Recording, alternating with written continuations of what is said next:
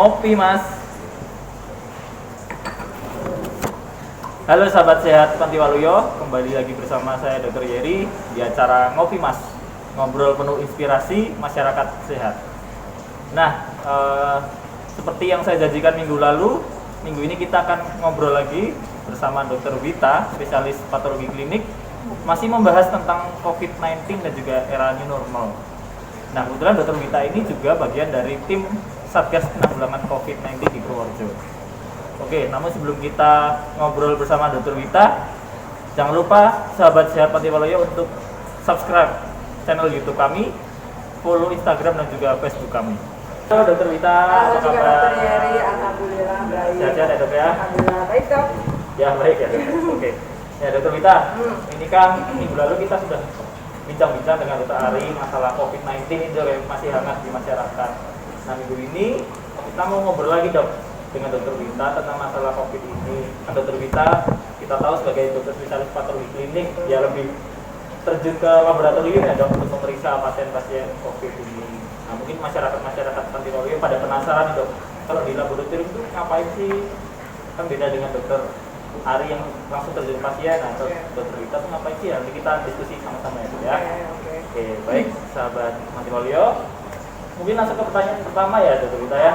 Nah, Dokter Wita nih sebagai dokter spesialis patologi klinik yang terjun langsung di laboratorium, itu pengalamannya apa aja dok? Suka duka kayak gitu menghadapi pasien-pasien COVID ini, apakah lebih lebih aman atau lebih gimana dalam menghadapi pasien COVID ini? Terima kasih Dr. Yeri. Jadi pengalaman saya, kebetulan saya di tim COVID itu sebagai tim swab. Jadi kami tugasnya mengambil sampel dari hidung dan dari tenggorokan pasien-pasien COVID. Ya pengalaman selama ini sih tentu kita rasa cemas, was-was itu pasti ada. Apalagi pada saat awal-awal outbreak COVID di Purworejo itu kan kita kekurangan APD ya, sempat APD itu hilang di pasaran, kalaupun ada juga biayanya sangat mahal. Jadi kami sebagai tim, terutama saya dan teman-teman yang menghadapi langsung pasien COVID itu terus terang ya was-was ya kita ya takut takut tertular juga itu ada. Kalau untuk suka dukanya sih ya saya paling sedihnya tuh ya kalau tentang opini masyarakat lah ya, itu kan stigma tentang penyakit COVID ini kayak semacam aib. Jadi kalau ada pasien baru di PDP-kan, dicurigai dia kena COVID, langsung dikucilkan. Nah itu yang membuat kita tuh sedih, kenapa sih harus seperti itu. Kemudian juga kan kita tenaga kesehatan kan juga harus jauh dari keluarga ya, karena mereka kan mungkin takut kalau membawa penyakit itu ke rumah. Tapi ya ada senangnya juga lah, karena tim kita kan cukup kompak ya, jadi rasa ringan aja untuk bekerja. Jadi nggak capek gitu ya? Nggak capek. Nggak rasa ya dok. Nah dok, Dr. Wita ini kan di masyarakat banyak informasi nih dok untuk tes COVID-19 ini, ada PCR, rapid dan segala macam. Mungkin masyarakat masih belum tahu nih dok bedanya tes rapid sama PCR itu apa sih dok? Oke, gini ya Dr. Yeri. Jadi kalau pemeriksaan COVID itu memang kan sebetulnya tidak hanya rapid dan PCR saja ya. Tapi sebelum kita melanjutkan ke rapid dan PCR, sebetulnya ada beberapa pemeriksaan lain nanti yang akan diminta oleh klinisi seperti dokter paru atau dokter penyakit dalam. Contoh pemeriksaannya itu ya pemeriksaan laboratorium rutin seperti pemeriksaan darah, pemeriksaan fungsi ginjal. Kemudian juga mungkin dokter juga akan mengirim pasien itu untuk di ronsen. Nah kita tambahkan dengan pemeriksaan rapid atau PCR ini. Jadi perbedaan rapid dan PCR ini adalah kita tuh mau mencari apa sih dalam pemeriksaan COVID ini. Kalau kita mau mencari virusnya ya kita dengan pemeriksaan PCR, atau dengan kata lain itu pemeriksaan molekuler. Tapi kalau untuk pemeriksaan rapid itu kita mencari jejak virusnya, apakah virus itu pernah mampir di dalam tubuh seseorang. Kemudian juga dari segi pengerjaannya itu PCR tentu lebih sulit dan membutuhkan tenaga yang khusus. Kemudian pengambilan sampelnya juga berbeda. Kalau PCR itu kita mengambilnya dari usap tenggorok atau usap hidung. Mungkin Dokter Yeri pernah lihat sementara kalau untuk rapid kita cukup mengambil darah saja, bisa dari darah kapiler, misalnya dari ujung jari, atau kita memakai darah serum. Dan waktu pengerjaannya lebih cepat rapid dibandingkan PCR itu. Gitu, Oke. Nah dok, pertanyaan ketiga nih dok. Nah, mungkin banyak info juga dok, misalnya udah di rapid nih, ada hasil negatif palsu, negatif benar dan lain-lain. Terus biasanya di tesnya itu ada yang 1 kali, 2 kali. Nah itu gimana sih sebenarnya kalau untuk tes rapid itu? Jadi memang untuk tes rapid itu tuh pertama kita memang harus melihat waktu terinfeksinya itu kapan. Jadi karena pembentukan antibodi itu kan tidak serta-merta hari ini kontak dengan pasien yang COVID confirm terus langsung timbul antibodi. Jadi memang negatif palsu itu bisa terjadi kalau saat pengambilannya memang tidak tepat. Itu salah satunya.